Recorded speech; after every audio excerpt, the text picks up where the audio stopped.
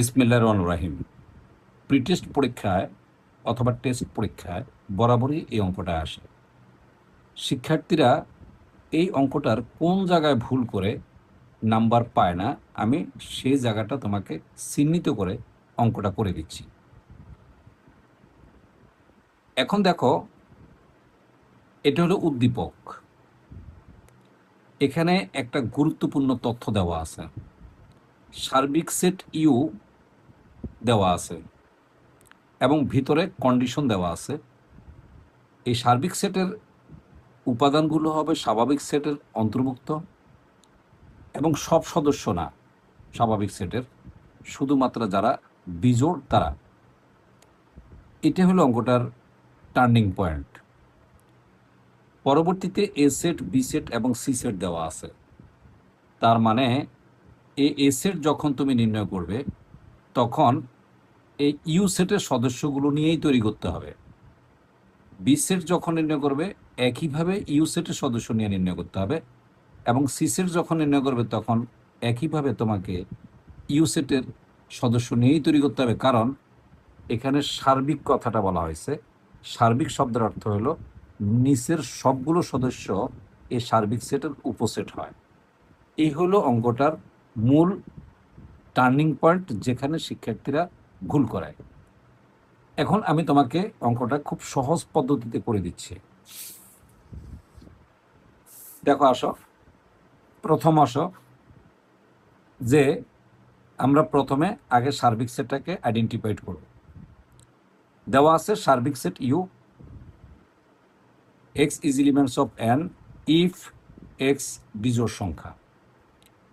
তো এখন আমরা কি জানি? আমরা জানি স্বাভাবিক সংখ্যার সেট এন হচ্ছে 1 2 3 4 5 ডট ডট।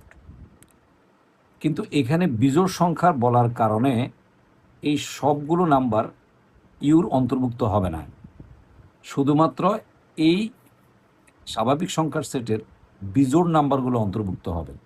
তার মানে সার্বিক সেট ইউ হচ্ছে 1 3 5 7 ডট ডট। নিশ্চয়ই তুমি বুঝতে পারছো সার্বিক সেটটার কি ট্রিক্সটা খাটানো হয়েছে, এটা তোমাকে ফলো করতে হবে। এখন আমাকে বলা হয়েছে যে এ সেটটা নির্ণয় করতে হবে, যেটা কতে বলা হয়েছে যে এ সেটকে তালিকা পদ্ধতিতে প্রকাশ করো। এটা সেট গঠন পদ্ধতিতে দেওয়া আছে, এই সেট গঠন পদ্ধতিতে দেওয়া আছে, এটাকে তালিকা পদ্ধতিতে প্রকাশ করতে হবে। Well done. তাহলে এ সেট আমার দেওয়া আছে x is elements of N, এবং বলা হয়েছে যে 2 থেকে বড় বা সমান এবং 7 থেকে ছোট বা সমান।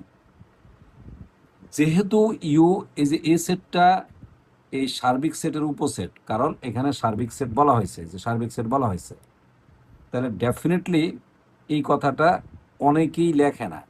না লেখার কারণে ভুল করে এবং নাম্বার উঠে না। সেহেতু এ সেটের ভিতরে দেখো 2 থেকে বড় 7 থেকে ছোটোর মধ্যে অনেকগুলো সংখ্যা আছে। সেটা আছে 2 আছে, 3 আছে, 4 আছে, 5 আছে, 6 আছে, 7 আছে।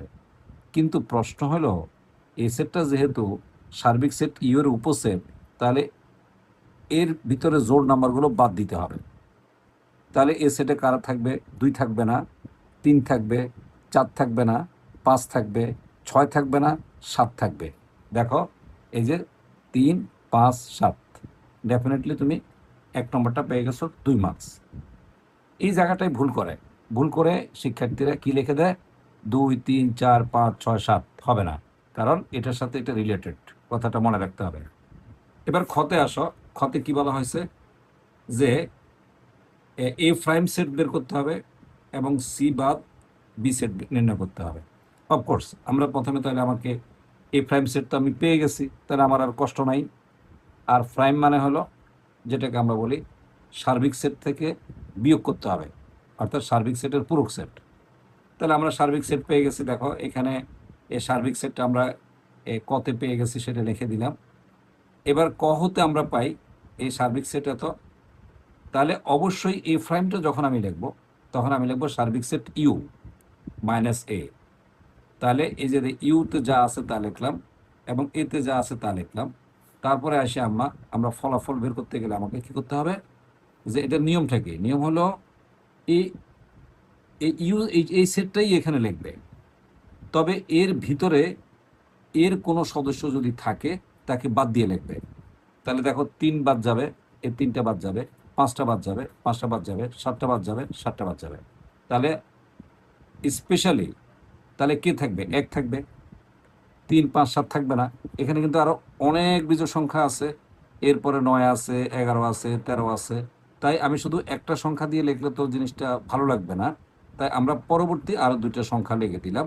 তুমি হয়তো বলবা যে এখানে 9, 11 তো নাই, আমি লিখলাম কোথেকে? না, 9, 11 ডটের ভিতরে আছে।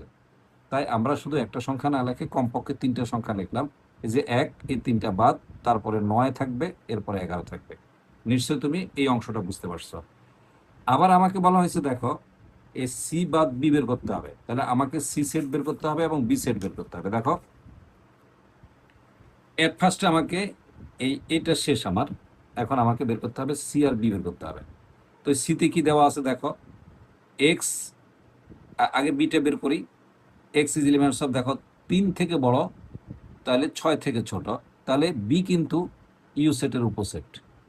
তাহলে অবশ্যই আমাকে এখানে জোড়টা বাদ দিতে হবে। তাহলে 3-এর পরে 4 আছে, 5 আছে, 6 আছে, তাহলে 4 কিন্তু ঢুকবে না,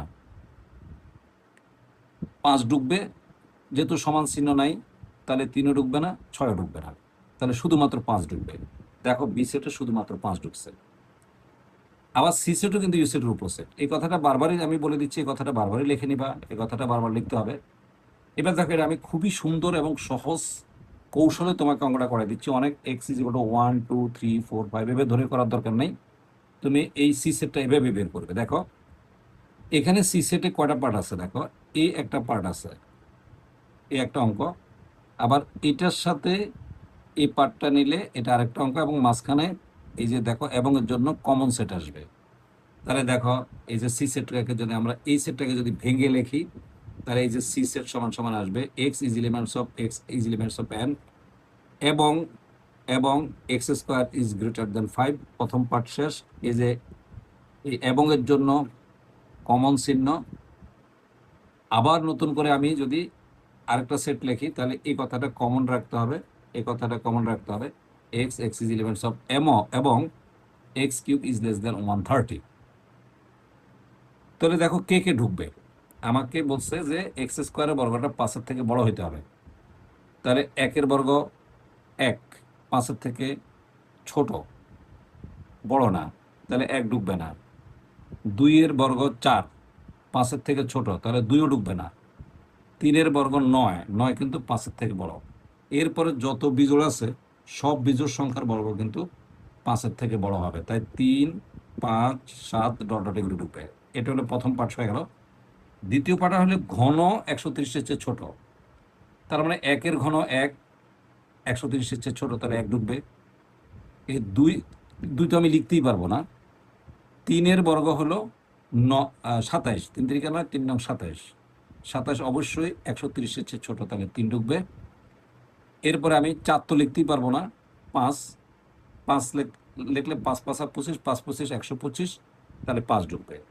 6 লিখতে পারবো না, কারণ 6 6 36, 6 36 216, তাহলে 216 কিন্তু 130-এর থেকে কিন্তু বড়, কিন্তু ছোট না, তাহলে অবশ্যই 6 ঢুকবে না। তাহলে 1 3 5। এখন আমি এই দুইটার মধ্যে যে কমন আছে, কমন আসবে 3 আর 5। এই দুইটার মধ্যে কমন আছে, দেখো এ 3 5, এ দেখো 3 5, এই যে কমনটা নিলাম 3 5। এখন আমি কি করব? সি পূরক সেট বি, আমি এখন সি থেকে বি বিয়োগ করে দেব। তো দেখো সি থেকে যদি বি বিয়োগ করি ডেফিনেটলি, তাহলে যে 5 5 বাদ যাবে, এই যে শুধু 3 থাকবে। নিশ্চয়ই তুমি বুঝতে পারছো। এবার লাস্ট যেটা আছে বি ক্রস সি, এটা খুবই সহজ। এই যে আমরা ক এবং খ থেকে পাই এ বি সি, 3টা সেট আমরা উল্লেখ করে নিলাম। তারপরে হলো ডেফিনেটলি পরের যে ক্লাসটা আছে এটা হলো এটা, যেটা সেটা হলো আমাকে এখন বি ক্রস করতে হবে। তাহলে বিশ্বাস যদি আমি ক্রস সেট দিই, যেটাকে কার্তেশীয় গুণসেট বলা হয়, তাহলে এই যে 5 ক্রস 3 5, তাহলে এটার সাথে এটা, এটার সাথে এটা, এবং ফার্স্ট ব্র্যাকেট হবে। তাহলে 5 3-এ এক ক্রমজোর সদস্য, আবার 5 5 আরেক ক্রমজোর সদস্য, তাহলে বি ক্রস সি হয়ে গেল। এখন আমাকে এ কমন সি বের করতে হবে। দেখো এ সেট দেওয়া আছে 3 5 7, আর সি দেওয়া আছে 3 5, তাহলে এই দুইটার মধ্যে কমন আছে 3 5। এখন এইখানে পাওয়ার সেট বের করতে বলছে, তার মানে এর সকল উপসেট নিতে হবে। তাহলে ফাঁকা সেট একটা উপসেট, এই যে 3 দিয়ে একটা সেট পেলাম, 5 দিয়ে একটা সেট পেলাম, 3 5 দিয়ে একটা সেট পেলাম। তাহলে পুরাটাকে আবার সেট করে দিলাম, যেহেতু এটা পাওয়ার সেট তাহলে ফুলটাকে সেট করে দিতে হবে, কারণ উপসেটের সকল সেটকে পাওয়ার সেট বলা হয়। তার মানে 3 5-এর এগুলি সব উপসেট। এই সব উপসেট দিয়ে আরেকটা সেট তৈরি করছি, তাই এটা পাওয়ার সেট। বাকি অঙ্কগুলো পেতে তোমাকে অবশ্যই শীঘ্রই আমি পুরো অধ্যায়ের সবগুলো অঙ্ক নিয়ে একটা ভিডিও পোস্ট করব, অপেক্ষায় থাকো। পোস্ট করার সাথে সাথে তুমি দেখে নিবে, অবশ্যই তোমার প্রি টেস্ট পরীক্ষার আগে আমি পোস্ট করে দেব। কেমন লাগলো কমেন্টসে জানাবে। ভালো থাকবে, সুস্থ থাকবে, ধন্যবাদ।